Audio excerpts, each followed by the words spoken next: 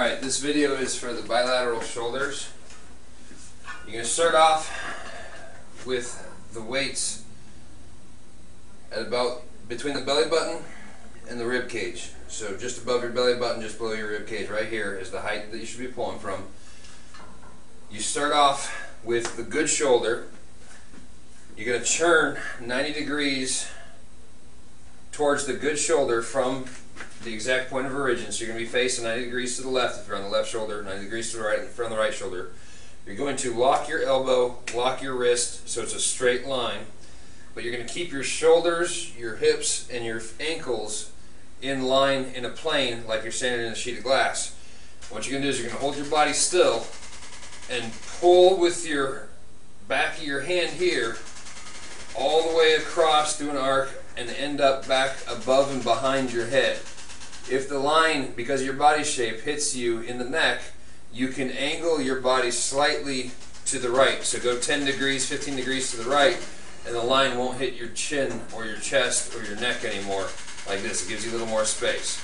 So each time you pull back, you start off on 10 pounds, go all the way back behind your shoulders and above your head. Do that 10 times, and then you switch sides. Face the opposite side. Lock your elbow, starting down around the waist, right there, coming up and above, behind the head. It's hitting me in the neck, so I'm going to turn a little bit to the left. Smooth, even contractions, keeping the same momentum, the same speed, all the way through the entire arc, just like this. You do 10 on each side. Then you're going to go back to the left shoulder. You're going to step to the right so that your fist and your elbow form a straight line with the cable, like this. You're going to have your left shoulder and your right shoulder in a straight line with your elbow. So if you had a rod going straight through your right shoulder, through your left shoulder, through your elbow, it'd form a straight line. And right here, you're going to rotate external right here. You're going to bring your hand down each time like this. Switch sides after you do 10. Again, you're on the same weight for everything. Start off on 10 pounds. Just like this on the opposite side. Now the problems that people have with these. First off, when you're doing your first one, that would be one set, those two exercises for the two shoulders. With this exercise here, people tend to not sit them up straight first. Their body is twisted and rotated like this, and then they don't have to use as much of their shoulder to do the work. You've got to keep your body in line. Even if you're rotated off, keep your body in line. Now the next thing is your elbow is going to want to break like this, and your wrist is going to want to fold in like this, and you're going to want to twist your body so you don't really have to use your shoulder, because this is the weak part. That's why you need to do the exercise. What you're going to do is lock your elbow, lock your wrist, keep it locked the whole time. All the work goes onto the shoulder when you do that. That's why you want to bend it like this so you don't have to do as much work. Same thing for here. When you're doing external rotation, your wrist is going to want to bend and your elbow is going to want to come forward. And you can go like this with your strong muscles. When you force it back here, it forces you to use your back muscles, your scapular, supraspinatus, infraspinatus, external rotators of the shoulder. Now, if it's painful, if you can't do this, reach around, grab your fingers, make a hook with your fingers, grab your scapula, and lift it up and bring your elbow down.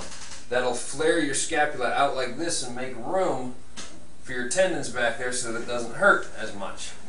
Just like this. Now the other thing that can happen on this exercise is sometimes you can't see it from that angle. Sometimes your wrist will want to come in at this angle. That's because it makes it easier to go like this. You don't have to move it as far. Keep it out, force it at 90 degrees to rotate like that. Now if you can't do this exercise with 10 pounds on a pulley weight, use one of the bands, just the same. You just have to stand a little further back.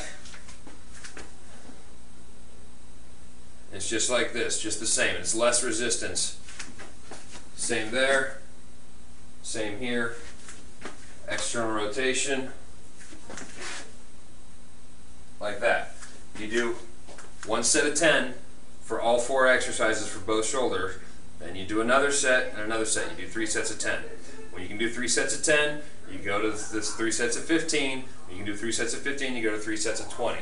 When you can go to 3 sets of 20, you increase the resistance. So if I'm using this band, the next step would be to go to either a stronger band or to go to the pulley weight system. And then on the pulley weight system, you go back to 3 sets of 10, and you do 3 sets of 15, and you do 3 sets of 20. When you can get through that, then you increase the weight by 10 pounds. Don't ever go above 50 pounds on the shoulder, ever.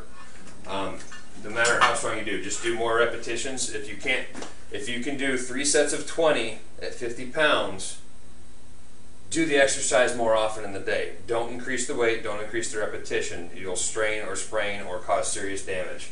But that's it for the shoulder exercises.